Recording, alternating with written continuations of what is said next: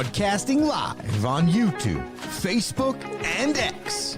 Here's your host, Andrew Romanella. Okay? Like, just get the hell out of here. Nobody cares what you think if you're not a Mets fan.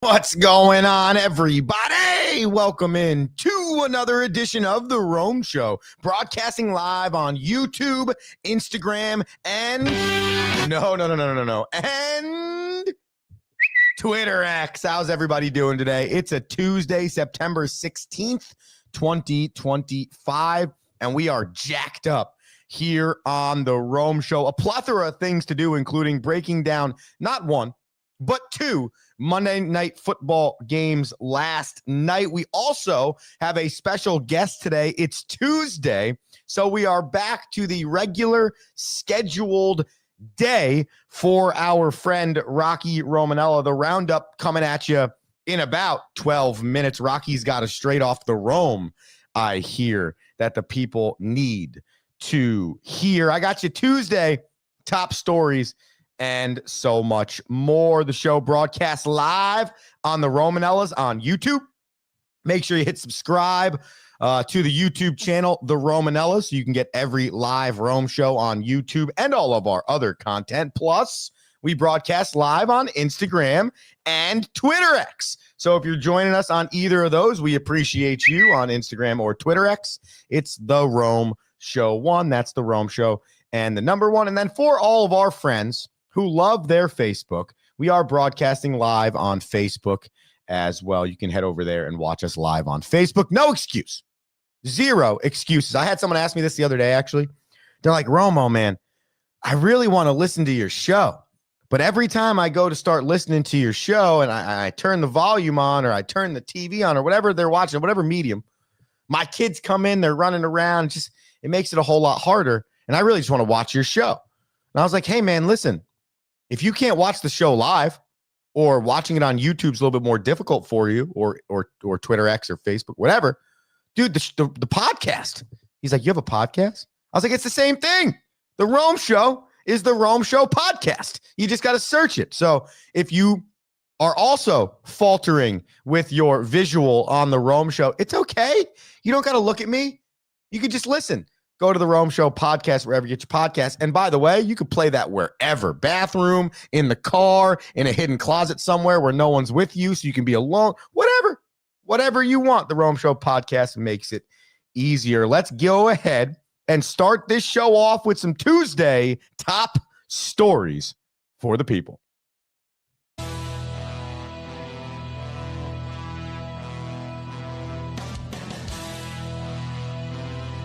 All right. We got a few for the people, okay? Starting in Major League Baseball. If you're a Mets fan out there, close your ears because the Philadelphia Phillies have officially clinched the National League East. They have a record of 90-61. They have been playing really well over the last 2 weeks, more specifically 8-2 in their last 10. And you do not want to play this team at Citizens Bank Park. Out of all 32 teams in Major League Baseball, the Philadelphia Phillies have the best record at home and the most wins at home at 51-24. The Philadelphia Phillies, as we've always known, especially over the last 4 to 5 years, have really been the perennial team to beat in the NL East. And despite what we felt like was going on with the Mets at one point this year, who had like a 5 or 6 game lead on the Phillies, I cannot believe they just closed up this division with a 12.5 game lead. That is wild to me, but nonetheless, congratulations to the Philadelphia Phillies on winning the National League East. The Cowboys, not very happy after barely beating the Giants in overtime over the weekend. Not very happy, I'm sure, with only 4 sacks on their offensive line in the last 2 weeks. Let's be serious here. You can't trade away Micah Parsons before the season starts and expect your defense to be at a top 15 level, which is what people thought it would be with Micah on it. There's some adjustment there, and we've said it on this show before. There could be a time period where you feel like the Dallas Cowboys are better because they made this decision with Micah Parsons, but right now, that is not it. When Russell Wilson and the New York Football Giants put up 37 on your defense in 4 quarters, you really need to reevaluate what you're doing. So the Cowboys did that, and they signed Jadeveon Clowney. The 32-year-old played last season with the Carolina Panthers, and he had 5.5 sacks last season. I saw a quote from Jadeveon Clowney yesterday, and it was an awesome one. He said, "I'm not trying to be Micah Parsons. I'm trying to be Jadeveon Clowney." So Cowboys looking to add some depth to the defensive side of the ball. Your third top story today comes out of Tampa Bay, and it's just a quick congratulations for our guy, Baker Mayfield.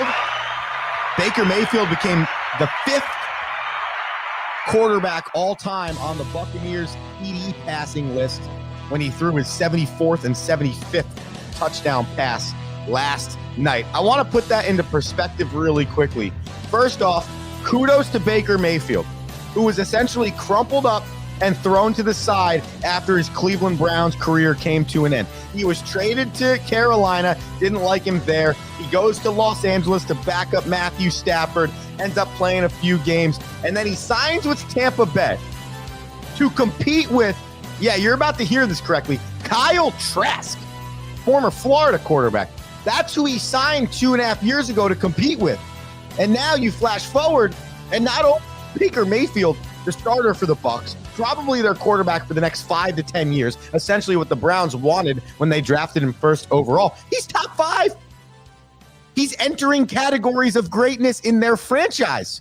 That is awesome. And, you know, I think there's more hate towards Baker Mayfield in his career than love. I want to give Baker Mayfield his love here because he's fantastic.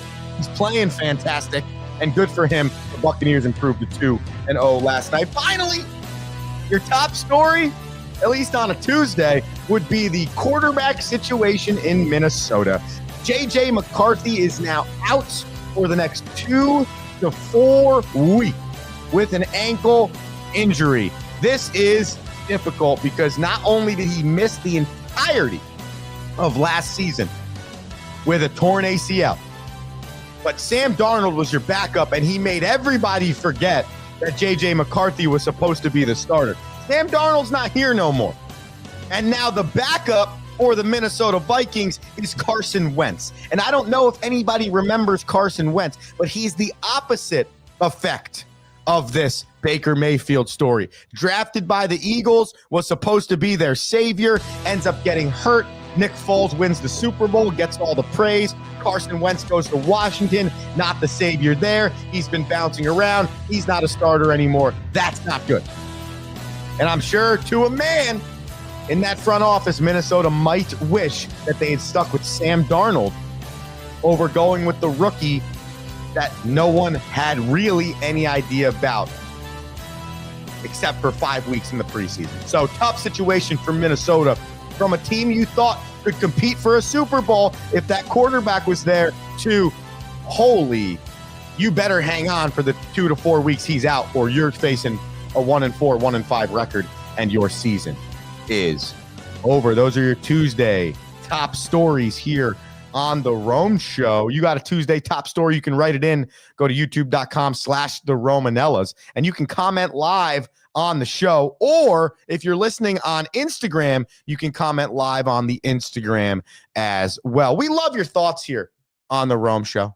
We want your opinions. We want your vibes. Give it to us any way you can. Quick commercial break. When we come back, we are going to break down Monday Night Football and get Rocky on the airwaves. I'm Andrew Romanella. This is The Rome Show, and we're back after this.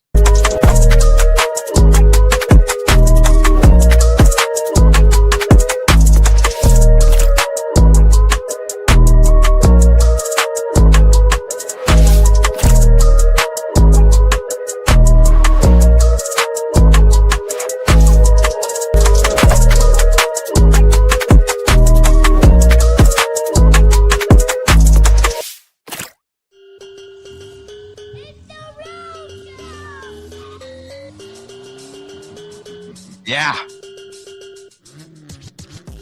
What's up? The Rome Show. Broadcasting live on YouTube, Instagram, Twitter, X, and Facebook. All the places you could have expected to find the Rome Show.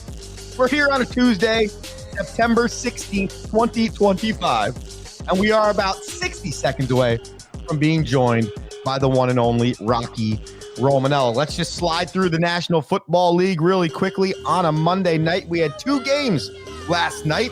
First, it was Tampa Bay versus Houston. And second, it was Los Angeles versus Las Vegas. The Tampa Bay Buccaneers came away as a winner in game number 1, 20-19. And the Los Angeles Chargers came away as a winner in game number 2, 20-6. A few statistics on these games before we let Rocky get in here. And you might be wondering, why are you bringing Rocky in the midst of you doing your Monday Night Football breakdown? Because in our pre-show meeting, Rocky has a pure straight off the Rome coming to you from Monday Night Football. The aforementioned Baker Mayfield, he had 215 yards passing, but that was not the most important statistic for him. We talked about the record he broke. He also had 2 TDs. Baker had 33 yards on the ground in 3 carries, but 2 of those 3 carries extended a drive, including on 4th and 10 in the final minute of the game, as he was looking to drive the Bucs down the field, down by 5, and take the lead, which they did, and win the ball game. Baker was really electric last night, especially in that last drive. Fun fact for the people, Baker Mayfield in his career has guided 14 fourth quarter game-winning drives and 12 total fourth quarter comebacks, according to footballreference.com. Give the man his respect, man, because the Texans did everything they could. There was only 15 points scored in the second half. All 15 were in the fourth quarter. 6 straight from the Texans to take the lead. And then what a drive to score with 6 seconds left for the Buccaneers. So the Bucs, they improved to 2-0, and the Texans 0-2. On the back end of the Monday Night Football doubleheader, you had the Chargers at the Raiders. And I think this one was pretty simple. The Chargers, they're established. Harbaugh, Herbert, second year. Herbert quite possibly could be one of the top 5 quarterbacks in the league. A really good 2-headed running game in Najee Harris and Omarion Hampton, though they have not been able to get it going. Okay, but they love the play action pass off of it. The Chargers controlled from start to finish last night and didn't allow the Raiders to get into the end zone. Herbert, 242, 2 TDs. Geno Smith, 180 and 3 INTs. No touchdowns, including his first pass of the game, which was tipped and then picked off. That's where it started for the Raiders. Neither team ran the rock very well. But I'd like to talk about the Raiders' Ashton Jeanty real quick, because through 2 contests, he's got 30 carries and 81 yards.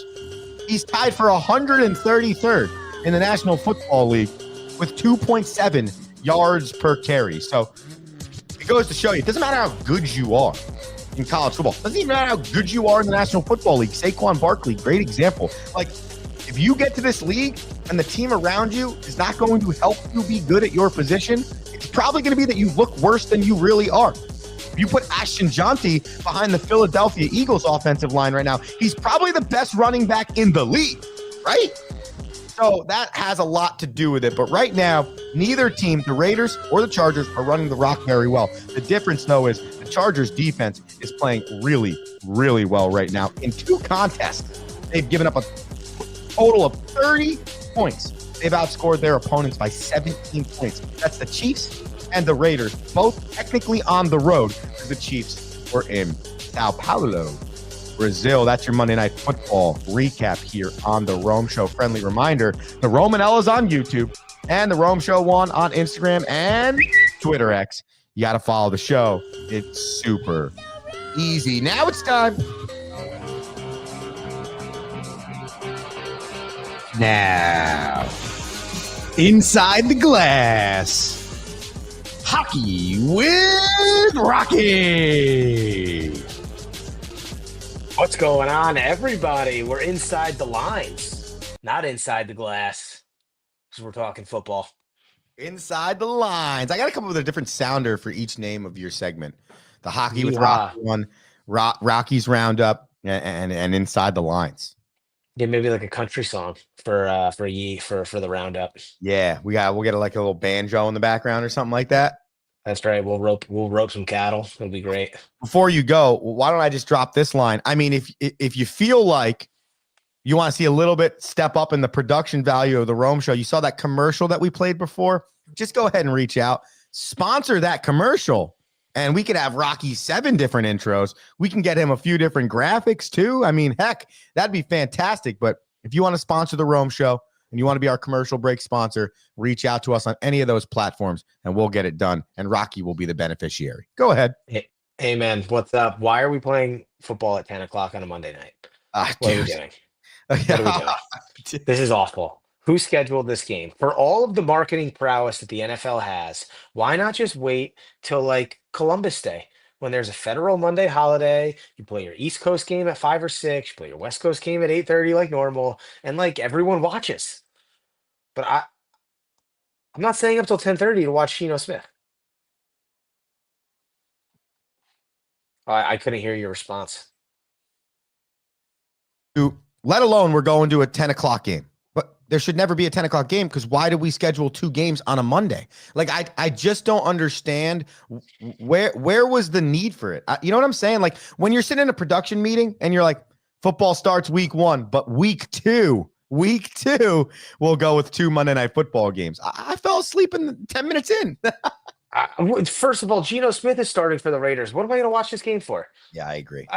I mean, and it's crazy too because the Thursday night games have been pretty good, like exciting. It's two big storylines. I mean, put the game on Saturday night. Like you want to do something crazy.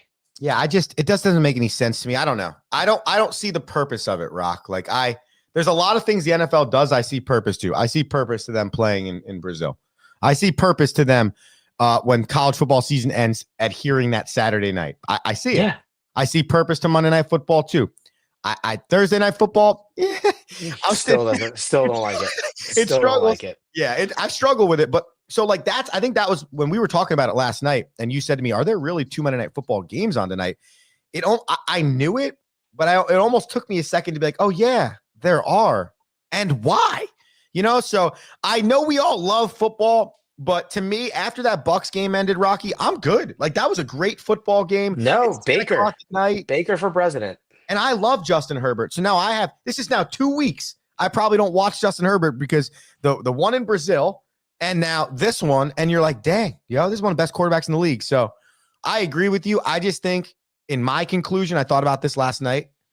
This is the NFL monopolizing the fact that they're America's favorite. Yeah, they just don't. They don't care. We don't. Our opinion doesn't matter here. So that's all. But I just, there's only 3 games at 4 o'clock on Sunday when you do this, and you're like, okay, well now Sunday's just lost its luster.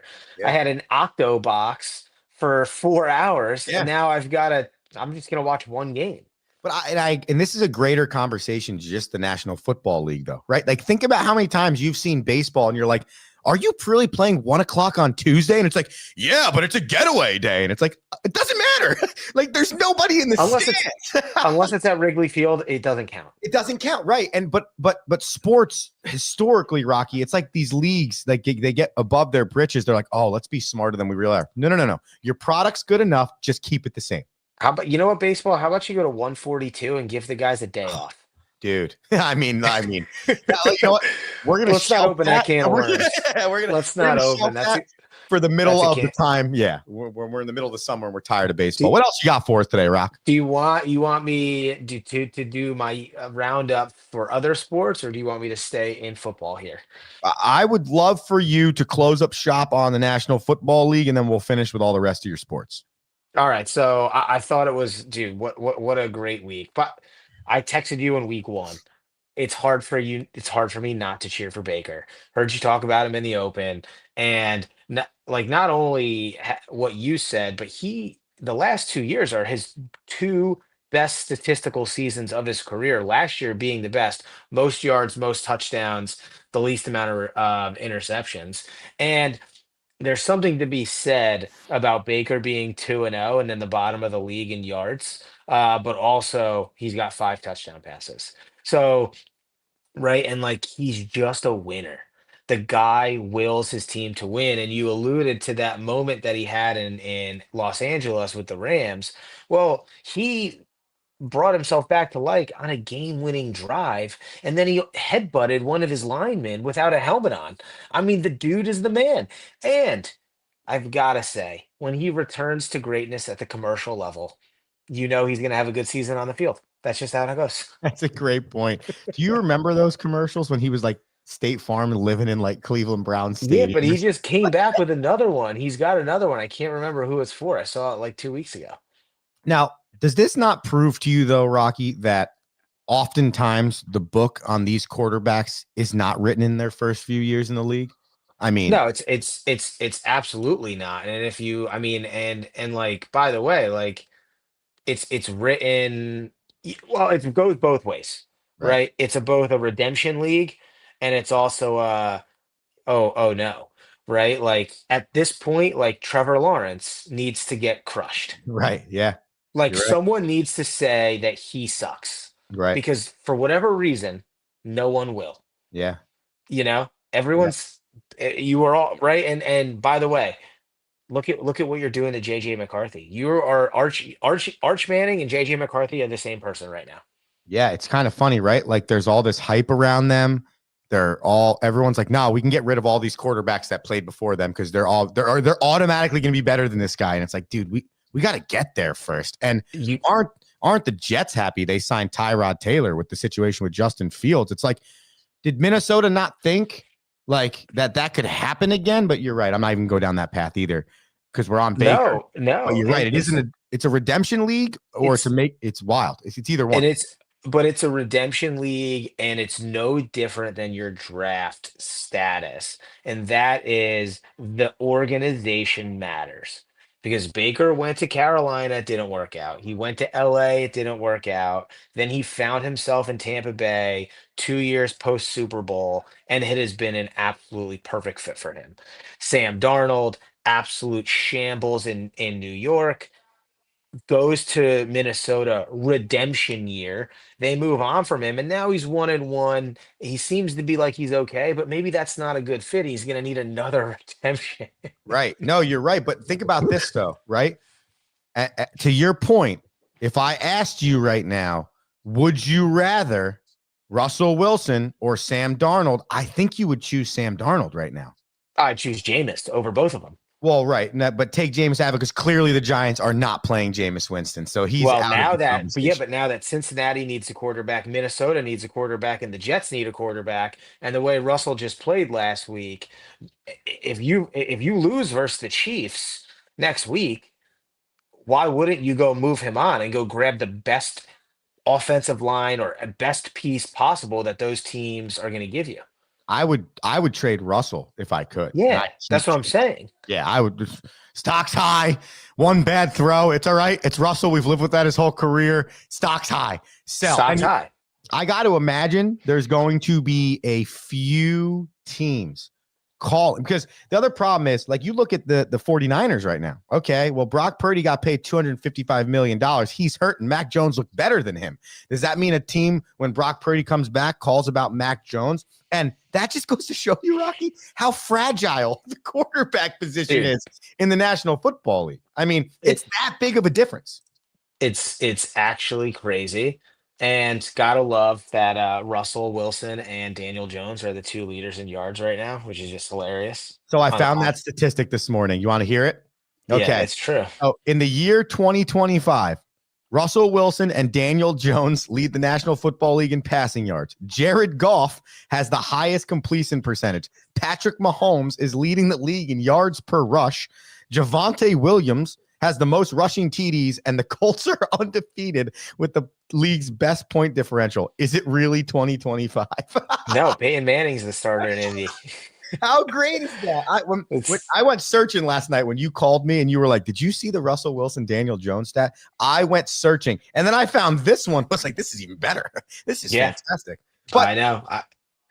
That just goes to show you, man. Like, I mean, shit, Daniel Jones Literally, this time last year, Rocky, was he not still a Giant and we were crushing the heck out of him? And he was getting the brunt of all of the Giants. And to go back to what you just yeehawed about 2 minutes ago, it's as much as redemption as is about the team that you are on.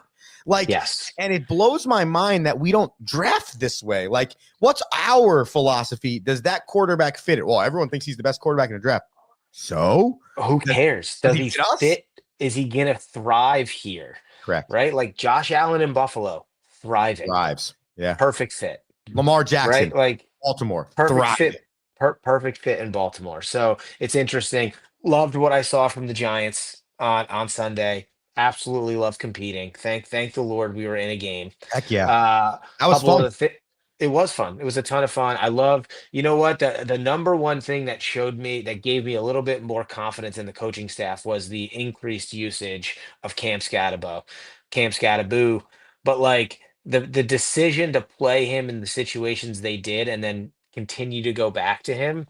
And then when they mixed in Jackson Dart on the RPO, which set up his first touchdown, okay, all right, I got a coaching staff that see the scheme or at least is like trying.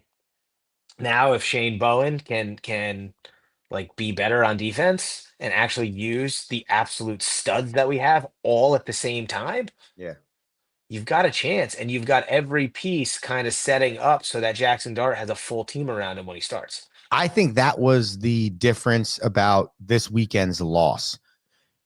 Every Giants fan, at least that I've talked to in the last 48 hours, was very happy about the way that went, comparative to what week one was, comparative to what they'd been dealing with. However, also every Giants fan, and you can answer this live for us right now and disagree or agree.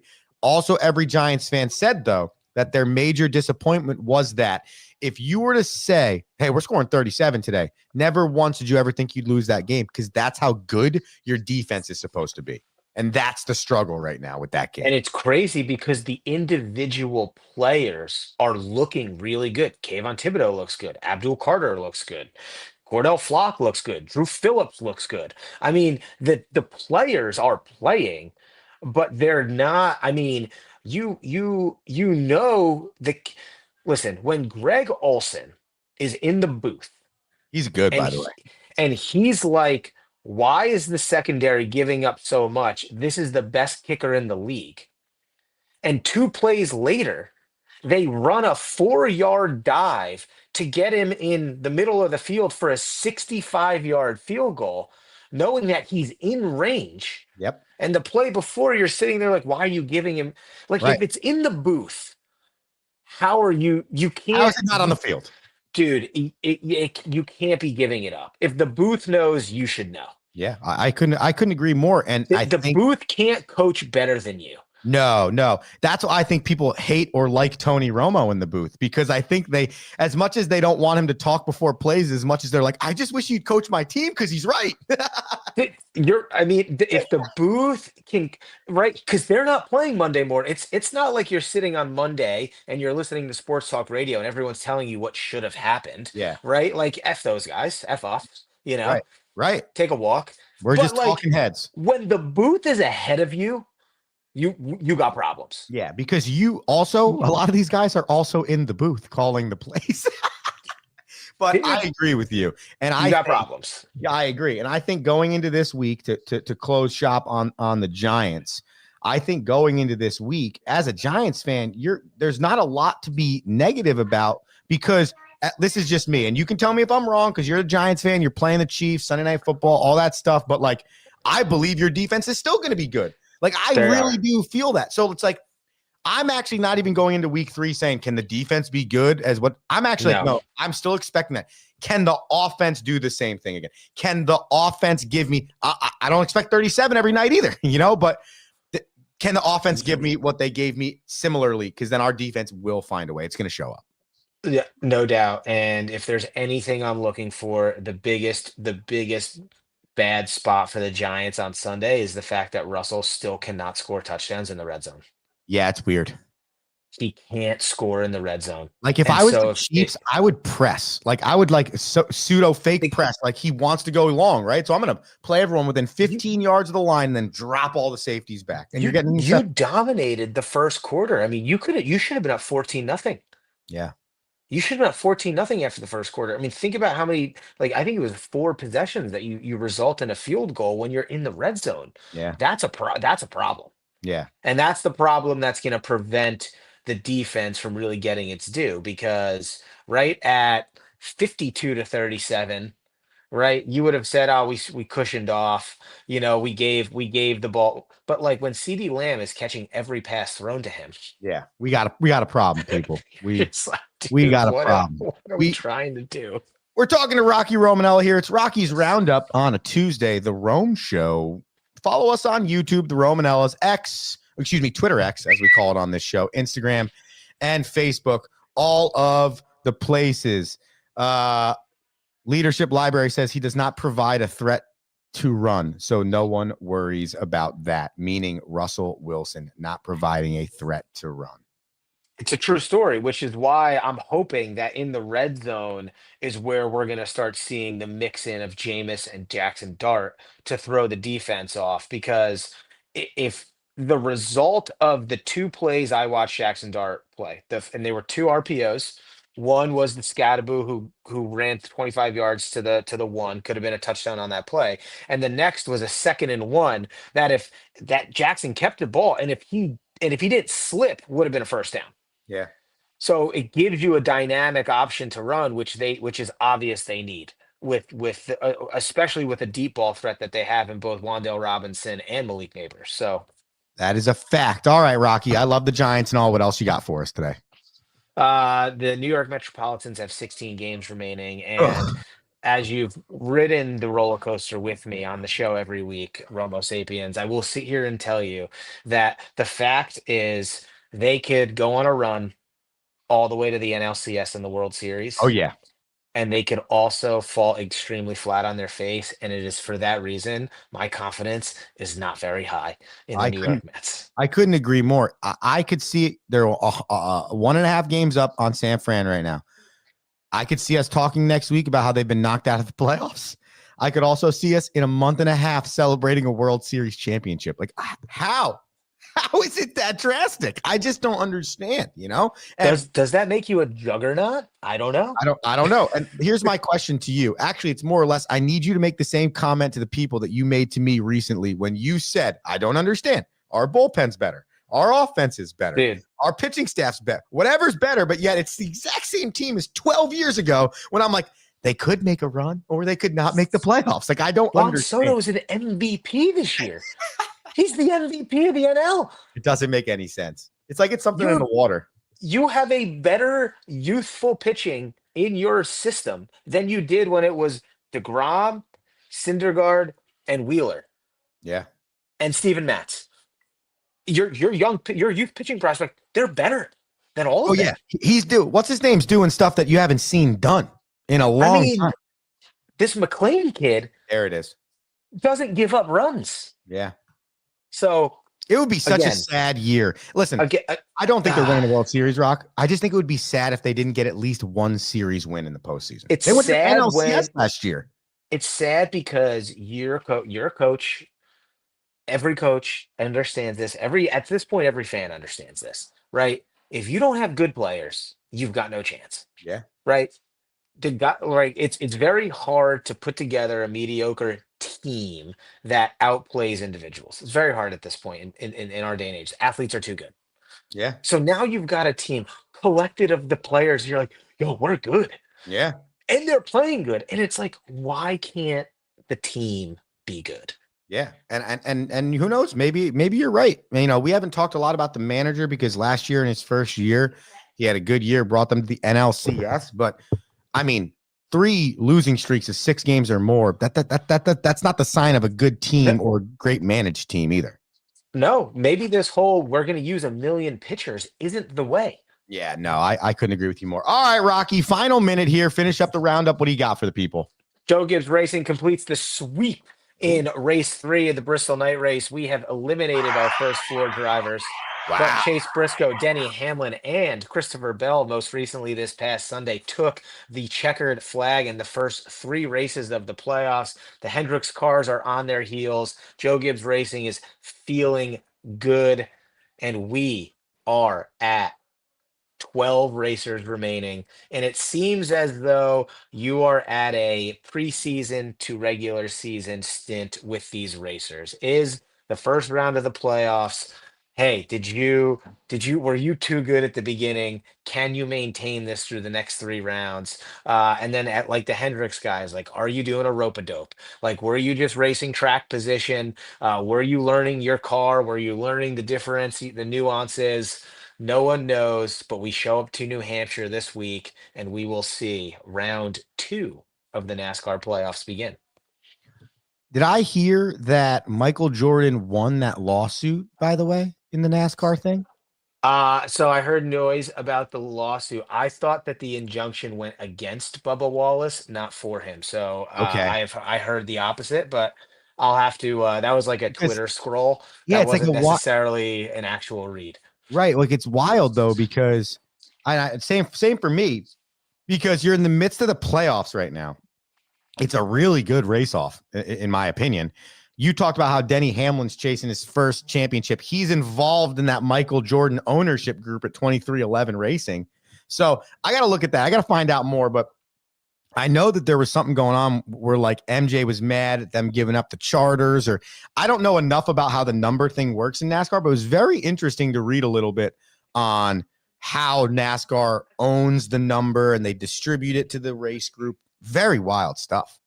It is, and NASCAR, unlike the traditional sports, is not a league run. It's like a family owned entity. Yeah. So the rules are different. Yeah, it's like the Green Bay Packers. And it's just crazy because there's your race team and your number. Then you're on a team with other drivers, right? Like there's 3 Hendricks drivers in, there's 3 Gibbs drivers in, right? You got so you have multiple racers. Then you're a part of the make. So you have Ford, Chevy, Toyota, right? So, you got guys driving Chevys. You're on 5 teams at one time. Right, Ross Chastain races for Trackhouse. He drives a Chevy, but Kyle Larson drives a Chevy for Hendricks, So like the Chevys have a thing in common on the track. The Hendricks guys have a thing in common. It's pretty crazy how it all works out in NASCAR. That's so funny. Oh, well, your home for your NASCAR playoff updates is Rocky's Roundup. Yeehaw! Rocky, thank you very much for the Roundup on a Tuesday. Your last thoughts? Love being here on Tuesdays. Hey, hockey starts tomorrow. Let's rock. Oh, man, that means next week you will get your first official Hockey with Rocky rundown on the National Hockey League, and Rocky's Ranger fanship will enter the chat again. That's very exciting. Rangers Devils this weekend, first preseason game. Fire. That's fire. I can't wait for hockey to start. Rocky, you have a fantastic Tuesday. Thank you for your efforts. Later. That is the Roundup, everybody. We appreciate Rocky every single week for joining us and dropping his knowledge. All right, ladies and gentlemen, we can call that the show today. It's a Tuesday, right? Yeah, it's a Tuesday, September 16th, 2025. Subscribe on YouTube, subscribe on Facebook, subscribe on Instagram, subscribe on Twitter X, follow the podcast, whatever the case is. We're back tomorrow morning at 7:05 in the morning. I'm Andrew Romanella. This is The Rome Show. You have an electric Tuesday. Yeah. Peace. Thank you for listening.